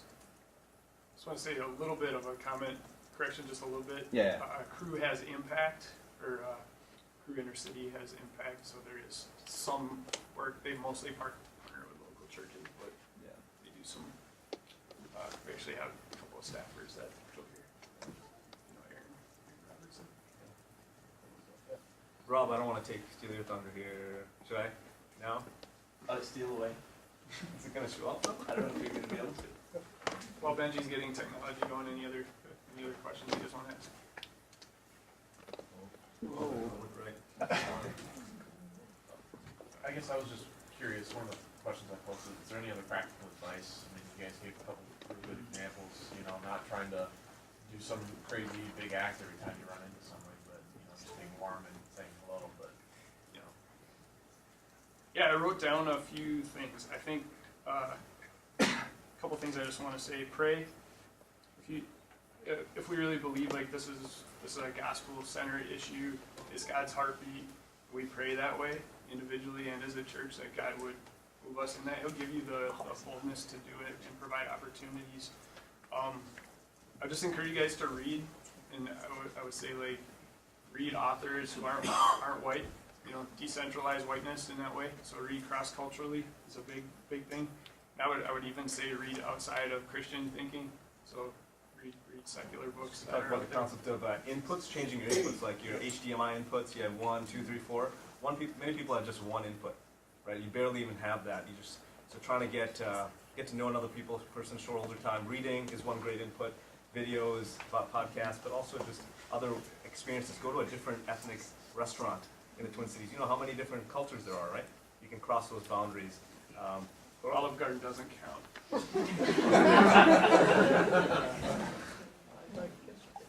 Nothing wrong with that. All right. Just to approach everything as a learner. So I think especially as you're doing inner city ministry or that kind of thing, it's easy to come in and think like offering this, but to come in with a say like, what can these people teach me? What can I learn?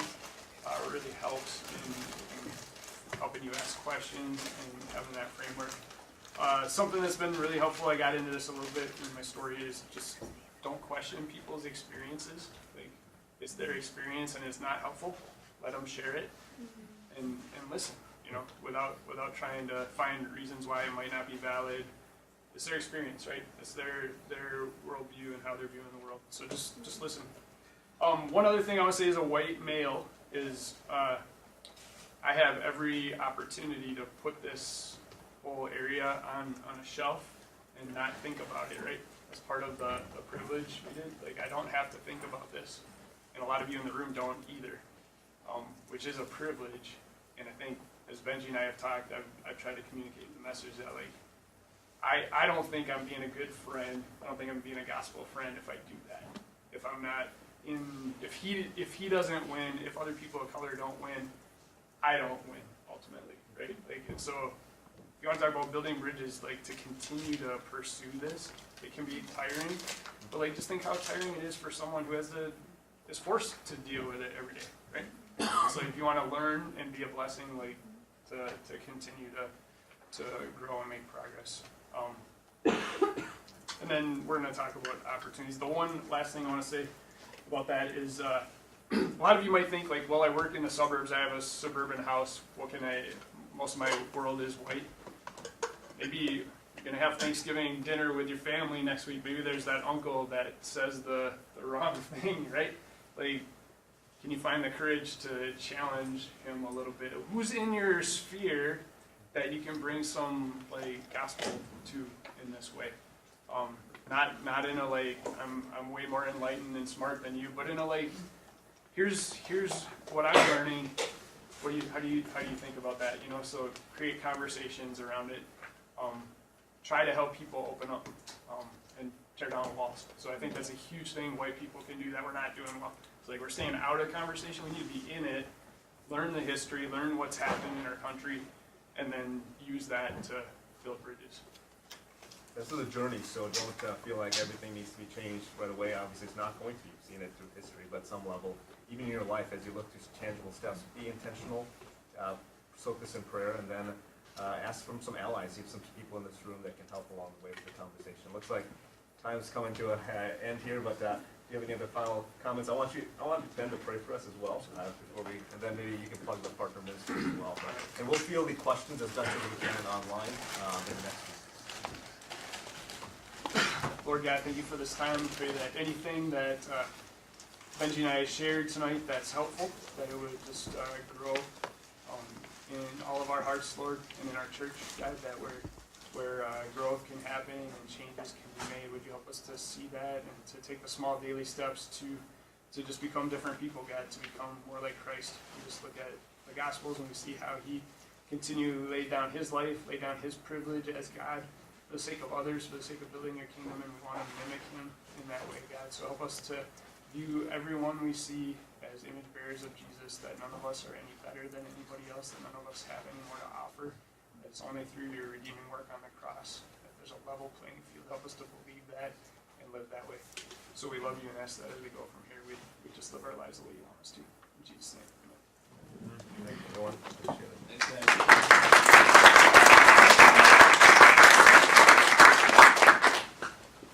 All right, couple of announcements. I know last week I said, I have 3 minutes, I'll get you out of here by 9, and I lied to you. So I'm sorry. Oh, I lost it. That was my fault, probably.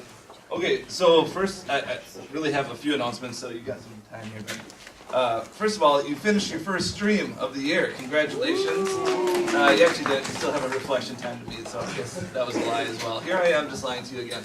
But when we finish a stream, if you remember, now a reflection is due. And a reflection can be written down, or maybe you just want to process it with your leader. So what we want here is to not forget the last 3 months of learning. So members, you hand in or email or pigeon carrier your thing to your leader, and then leaders, you get it to your coaches. Please don't wait until March. Is that fair? Yeah. Okay. Let's not even wait till the end of the year. Okay. All right. Julie's like, just get it done tonight. All right.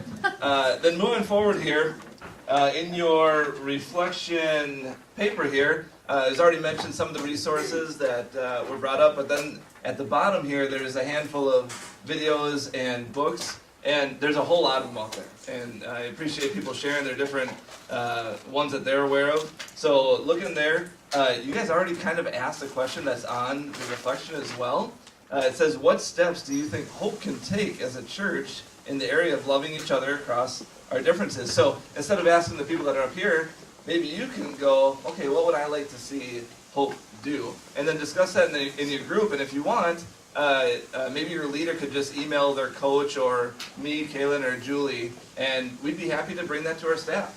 We'd be happy to send it to the elders as well. Okay, and that's just hey, here's a data point. Please include this in the conversation. We'd be happy to do that for you. And then on the, let me make sure I do everything here. The steps, the resources. Okay, yeah. And then on the front here it says, what are some steps that God may be calling you to take in order to cross this boundary? And so, has anybody here read When Helping Hurts? It's far more about poverty alleviation, but it's very well connected to what we're doing here. And what the authors talk about is ultimately our issues come down to a brokenness in relationships. Brokenness in relationship with God, with self, with others, and creation. That's how they break it down. And they do a great job, I think, with that. And I think it helps us better understand what we ought to be doing then in response, because we saw that Jesus came to be in relationship, to reconcile relationships, so that we could have a relationship with Him and with others, a better relationship with one another. And so I love my job because I get to help people with LDI to love God better, and I get to also oversee our redemption of the city to try to love our neighbors better. And so as we were prepping for this time here, we thought, well, what are some opportunities to be able to get into relationship with one another, to overcome or to cross over from these differences that we have. So I'm going to run through these 4 here as quick as I can without them not making sense. If you were here this morning, you saw the video and heard about Angel Tree. We've been doing this for 18 years. We have a partnership with Prison Fellowship, and I got to go up to Lina Lakes with Dave Johnson a few months ago and visit with the men who are in their academy. It's awesome work that they're doing up there. If you want to go to prison, let me know. I'll get you there. Have you ever had that from a church before? It won't be that you have to stay for a long time. You can leave after a couple hours. Anyway, so part of Prison Fellowship is Angel Tree, where they get people to sign up to give gifts to children who have incarcerated parents. So it's a part of their bigger vision of what Prison Fellowship's trying to do. We have 100 kids that we signed up for. So don't think that somebody else is going to do it. We need to do that in this room here. So consider that. Hope Academy, as Ben mentioned, he works there. You can mentor students. You can read with first graders. I bet everybody here could do that. I'm just going to go ahead and assume that. I could be wrong. Maybe you don't have that ability. Right now, Rob. What's that? Some little kid basketball coaches right now. We need some basketball coaches. Who doesn't? Little kid, how old? Elementary age, yeah. Oh man, I'm a dad of one of those kids. I should probably do that. Now I'm feeling guilty. Thanks, Ben. You can, and you don't even have to be good at basketball to be a basketball coach of these kids. I mean, it doesn't matter at all. I would prefer maybe you could dribble, but anyways, on here, we'll post this on My Hope CC, but it says, participate in athletics with second graders. Also, Roger Messner, who Peter and Mike are on the board of Create Minneapolis. Roger leads this organization that provides technology to kids who maybe otherwise wouldn't have the opportunity. So my 8-year-old son is a part of a Lego robotics team. And all the nerds in the room just went, what? There's one of those? Yeah, you could come coach with me. I would love to have a co-coach. But there are other opportunities with Create Minneapolis. You can go to creatempls.org. They operate inside of Hope Academy right now. Big Brothers, Big Sisters, Stacy. Can you stand up? I'm going to put you on the spot here. Another one of our partner ministries. You got to stay standing. I'll give a curtsy. I'm just kidding. You don't have to do all that. But she works for Big Brothers, Big Sisters. To me, what they do in providing mentorship, that's an understatement, is a major need. A major need, because there are so many broken families, so many broken relationships, and even if there aren't, kids need more positive influence in their life. So you can talk to Stacy, or you can hop on My Hope CC and learn more about becoming a big. But then also, yeah, go ahead, stand up. I mean, you put me Do on it, the spot. do it. Well, and then you stand If down. you want to learn about your community, it's also a really good way to do that. Like, you're interacting with your neighbors that you maybe wouldn't have otherwise interacted with. So it's really good. Awesome. Your kids have a lot to teach. Right. And they use our gym regularly for different events. We love to be able to use that, but we want to do more. We want to be able to have those relationships. And then a very simple way with Source as well is either to make a freezer meal for the women that they help get off the streets and out of trafficking, or you could serve a meal on Wednesday nights. They have a community meal, and people can sign up for that. So here are 4 very practical ways for everybody here to get involved. This could be your next cohort meeting. You can make a meal together. You could go visit Hope Academy. You could decide to do Angel Tree together, or something like that. So consider those things. The next stream, coming up next month, we have your preparation stuff here. The next stream is the Old Testament. And all you have to do for next month is read the entire Old Testament. It's really simple. That's not true. Only if you're an intern do you have to read the Old Testament here. So you're welcome for that. If you really want to read the Old Testament, join LDI. Anyways, we've had that happen. No, actually, your homework for next month is not reading any of the Old Testament. It's really strange. Pastor Steve has decided to have you read Romans, Galatians, and Hebrews, and you will learn a ton about the Old Testament by reading through the lens of the New Testament. You also have a handout that you're going to go through, because we're going to specifically go through covenants and what else? Covenants and Chronicles. Thank you. So you have a handout to read. You have 3 books of the Bible to read. Let me be very clear. It is November.